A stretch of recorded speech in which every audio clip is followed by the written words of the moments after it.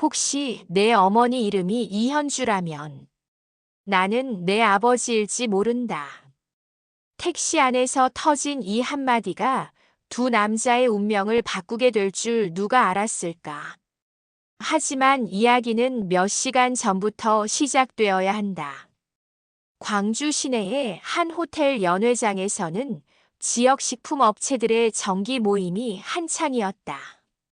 정우현은 자신이 운영하는 중견식품 회사의 대표로서 이런 자리에 익숙했지만 오늘따라 유독 피곤함을 느꼈다.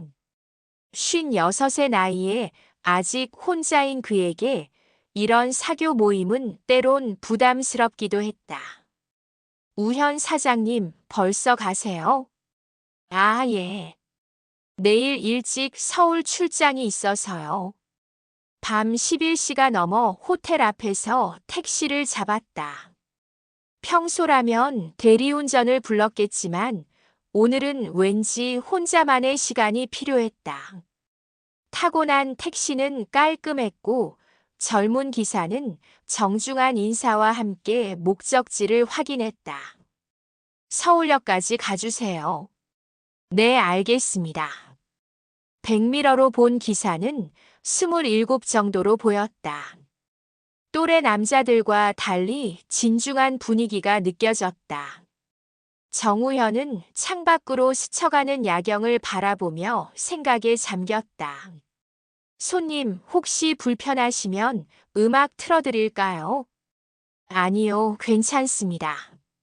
조용한 게 좋네요. 고속도로에 진입하자 기사 민서준의 휴대폰이 울렸다. 블루투스로 연결된 화면에 울엄마 이현주라는 글자가 떴다. 그 순간 정우현의 몸이 굳어졌다. 심장이 빠르게 뛰기 시작했다. 이현주. 그 이름을 마지막으로 들은 게 언제였을까? 30년도 더 전 대학 시절 그녀는 자신의 전부였다. 하지만 집안의 반대로 결국 헤어질 수밖에 없었던 첫사랑이었다. 어머니세요? 정우현이 조심스럽게 물었다. 네, 그런데 지금은 운전 중이라서 나중에 다시 전화드린다고 문자 보낼게요. 서준이 간단한 문자를 보내는 동안 정우현은 무수한 생각들이 머릿속을 스쳐가는 것을 느꼈다. 세상에 이현주라는 이름이 몇이나 될까? 하지만 뭔가 운명 같은 느낌이 들었다. 어머니 성함이 어떻게 되시나요? 정우현은 최대한 자연스럽게 물었다. 하지만 목소리는 떨리고 있었다. 이현주라고 하는데 왜 그러세요? 혹시 아시는 분인가요? 세상이 멈춘 것 같았다. 정우현은 한동안 말을 잇지 못했다. 서준은 백미러로 승객의 창백해진 얼굴을 보며 걱정스럽게 물었다. 손님 괜찮으세요? 아, 네. 괜찮습니다. 그냥 옛날에 아는 분과 같은 이름이라서요. 정우현은 억지로 태어난 척했지만 속으로는 온갖 계산을 하고 있었다. 서준의 나이가 27이라면 태어난 해가 1998년. 자신이 현주와 헤어진 해가 정확히 1997년이었다. 어머니는 어디 계세요? 순천에서 작은 카페를 운영하고 계세요. 어렸을 때부터 혼자 저를 키우셨어요. 아버지는 잘 모르겠어요. 제가 태어나기 전에 돌아가셨다고만 들었는데 어머니는 그 이야기를 절대 안 하세요. 물어봐도 그냥 좋은 분이었다고만 하시죠. 정우현의 가슴이 철렁 내려앉았다. 현주는 자신이 죽었다고 말했단 말인가? 아니면 정말 모르고 있는 것일까? 어머니 혼자 고생 많이 하셨겠네요. 네, 정말 대단하신 분이에요. 카페도 처음에는 작은 찻집이었는데 이제는 동네에서 제법 유명해졌어요. 단골 손님들이 가족처럼 지내시거든요. 서준이 어머니 자랑을 할 때마다 정우현은 가슴이 아렸다. 자신이 알던 현주의 모습이 겹쳐 보였다. 따뜻하고 정이 많던 그녀였다. 손님은 무슨 일 하세요? 식품 회사를 운영합니다. 광주에서요. 그러시군요. 저희 어머니 카페에도 좋은 원두 공급해 주시는 분이 광주에 계시던데. 대화가 계속될수록 정우현은 확신이 서기 시작했다.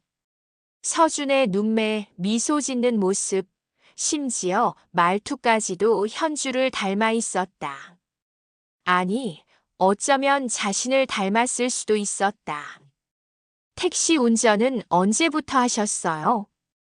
대학 졸업하고 2년 정도 됐어요. 어머니 곁에 있고 싶어서 순천에서 일하다가 요즘은 장거리 운행도 하면서 돈을 조금 더 벌고 있어요. 어머니 카페 확장하는 게 꿈이거든요. 서울까지 3시간 남짓한 거리였지만 정우현에게는 영겁의 시간처럼 느껴졌다. 마음속에서는 온갖 추측과 확신이 교차했다. 하지만 확실한 건 아무것도 없었다. 서준 씨. 네. 혹시. 정말 혹시 말인데요. 정우현은 한참을 망설이다가 입을 열었다. 더 이상 혼자만 간직할 수 없는 비밀이었다. 제가 젊었을 때 이현주라는 여자분과 연애를 한 적이 있어요. 서준의 손이 핸들을 꽉 쥐었다. 백미러로 보이는 그의 표정이 굳어졌다. 언제 이야기인가요? 1995년부터 1997년까지요. 대학교 3학년 때 만나서. 하지만 집안 반대로 헤어져야 했어요. 마지막으로 만났을 때가 1997년 가을이었어요. 그때 현주 씨가 임신했다고 말했었거든요. 차 안의 공기가 얼어붙었다. 서준은 잠시 차를 갓길에 세웠다. 손이 떨리고 있었다. 그럼 저는 모르겠어요. 확신할 수는 없어요. 하지만 시기도 맞고 이름도 같고 무엇보다 당신이 현주 씨를 너무 많이 닮았어요. 서준은 한동안 말을 하지 못했다. 그토록 궁금했던 아버지에 대한 실마리가 이런 식으로 찾아올 줄 몰랐다. 어머니는 제 아버지가 돌아가셨다고 하셨는데요. 아마 저에 대해서는 잊고 싶어 하셨을 거예요. 당시 상황이 좋지 않았거든요. 어떤 상황이었나요? 정우현은 깊은 숨을 쉬었다. 30년간 가슴에 묻어뒀던 이야기였다. 제 부모님이 현주 씨를 반대하셨어요. 집안 격차 때문이라고 하시면서. 저는 어리고 겁이 많아서 부모님을 설득하지 못했어요. 그리고 현주 씨에게는 임신 사실을 알고도 시간이 필요하다고 말했죠. 그래서 어머니가 혼자. 미안해요. 정말 미안해요. 정우현의 목소리가 떨렸다. 만약 서준이 정말 자신의 아들이라면 자신은 27년 동안 아버지 역할을 한 번도 하지 못한 셈이었다. 하지만 확실하지 않잖아요. 서준이 차분하게 말했다. 어머니에게 먼저 물어봐야 할 것 같아요. 어머니의 선택을 존중해야 해요. 만약 정말 그런 일이라면 어머니는 나름의 이유가 있으셨을 거예요. 현주 씨를 만날 수 있을까요? 그건 어머니께 말씀드려 봐야겠어요. 서준은 다시 시동을 걸었다. 남은 1시간의 거리가 두 사람에게는 인생을 바꿀 시간이 될지도 모른다는 생각이 들었다. 3일 후 정우현은 전남 순천행 KTX에 몸을 맡기고 있었다. 서준과 헤어진 후 단 하루도 제대로 잠을 잘 수 없었다. 서준은 어머니에게 조심스럽게 상황을 설명했고, 현주는 한참을 침묵한 후 만나보겠다고 했다.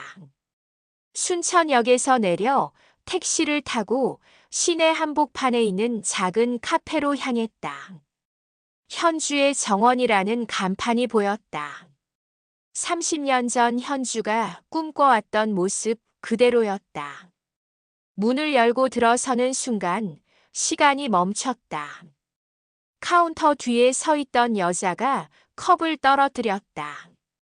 도자기가 바닥에서 산산조각 나는 소리가 고요한 카페에 울려 퍼졌다. 현주야. 우현 오빠. 30년의 세월이 한순간에 사라졌다. 현주의 머리는 희끗희끗했지만 여전히 아름다웠다. 웃을 때 눈꼬리가 내려가는 모습도, 당황할 때 손을 만지작거리는 습관도 그대로였다. 잘 지냈어? 바보 같은 질문이었다. 30년을 혼자 아이를 키우며 살아온 여자에게 할 말이 아니었다. 정우현은 무릎을 꿇고 말했다. 몰랐어. 정말 몰랐어. 서준이가 내 아들인 줄. 미안해. 정말 미안해. 눈물이 쏟아졌다. 이런 모습을 보이는 것도 30년 만이었다. 말해도 달라졌을까? 현주도 눈물을 흘리고 있었다. 오빠 부모님이 그렇게 반대하셨는데 임신했다고 말하면 어떻게 됐을까? 더 힘들어졌을 텐데. 그래도 알았어야 했는데. 그때 카페 문이 열리며 서준이 들어왔다. 어머니와 정우현을 번갈아 보며 조심스럽게 다가왔다. 어머니, 괜찮으세요? 서준아. 현주가 아들을 바라봤다. 이분이 내 아버지야. 서준은 이미 예상했던 일이었지만 막상 확인하니 감정이 복잡했다. 하지만 그는 차분하게 두 사람 사이에 앉아 말했다. 이제라도 늦지 않았어요. 우리 가족이 될 수 있지 않을까요? 그 말에 현주와 정우현은 서로를 바라봤다. 30년의 공백을 메우기엔 너무 오랜 시간이었지만 사랑은 여전히 남아있었다. 시간이 필요해. 현주가 조심스럽게 말했다. 천천히 해도 돼. 나는 기다릴 수 있어. 정우현이 대답했다. 30년을 기다린 사람에게 조금 더 기다리는 것은 아무것도 아니었다. 그로부터 6개월이 흘렀다. 정우현은 매주 순천을 찾았다. 처음에는 그냥 손님으로 커피 한 잔을 시키고 조용히 앉아 있기만 했다. 현주는 다른 손님들을 대하듯 정중하게 대했지만 가끔 시선이 마주칠 때마다 둘 다 당황했다. 서준이 중간에서 다리 역할을 했다. 어머니, 아버지가 어제 좋은 원두를 가져오셨어요. 아버지, 어머니가 요즘 많이 웃으셔요. 어색하지만 따뜻한 대화들이 조금씩 늘어갔다. 어느 날 정우현은 용기를 내어 제안했다. 부모님 산소에 같이 가지 않을래? 서준이도 함께. 현주는 한참을 고민하더니 고개를 끄덕였다. 정우현의 부모님은 10년 전 돌아가셨다. 생전에 아들이 결혼하지 않는 것을 늘 안타까워했지만 현주에 대해서는 끝까지 완고했던 분들이었다. 산소 앞에서 정우현은 무릎을 꿇고 말했다. 아버지, 어머니. 늦었지만 제대로 인사드려요. 이 사람이 현주고 이 아이가 제 아들 서준이에요. 미안해요. 제가 너무 어리고 겁이 많았어요. 현주도 옆에서 절을 했다. 안녕하세요. 이현주입니다. 우현 오빠를 많이 사랑했어요. 지금도 사랑해요. 서주는 난생 처음 조부모에게 인사를 드렸다. 할아버지, 할머니, 손자 서준입니다. 어머니가 저를 잘 키워주셨어요. 아버지도 이제 찾았어요. 그날 밤 세 사람은 현주의 작은 집에서 함께 저녁을 먹었다. 30년 만에 꾸려진 가족의 첫 식사였다. 우현 오빠. 응? 다시 시작할 수 있을까? 우리 나이에. 사랑의 나이가 어디 있어. 정우현은 현주의 손을 잡았다. 30년 전보다 거칠어졌지만 여전히 따뜻한 손이었다. 1년 후 카페 간판 밑에 작은 문구가 추가됐다. 현주의 정원 그리고 가족. 정우현은 광주와 순천을 오가며 새로운 삶을 시작했다. 서주는 택시 운전을 그만두고 부모님의 사업을 도왔다. 늦게 찾은 사랑이었지만 오히려 더 깊고 진실했다. 놓쳤던 시간들이 아쉽지만 그 시간들이 있었기에 지금의 소중함을 더욱 느낄 수 있었다.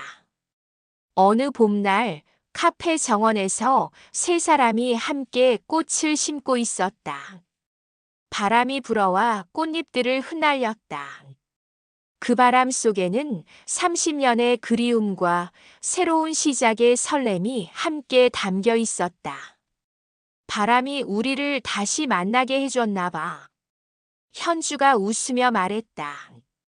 이번엔 절대 놓지 않을게. 정우현이 답했다. 서주는 두 사람을 바라보며 미소 지었다. 자신이 있었기에 가능한 기적이었다. 가족이라는 이름으로 다시 모인 세 사람의 이야기가 이제 막 시작되는 것 같았다.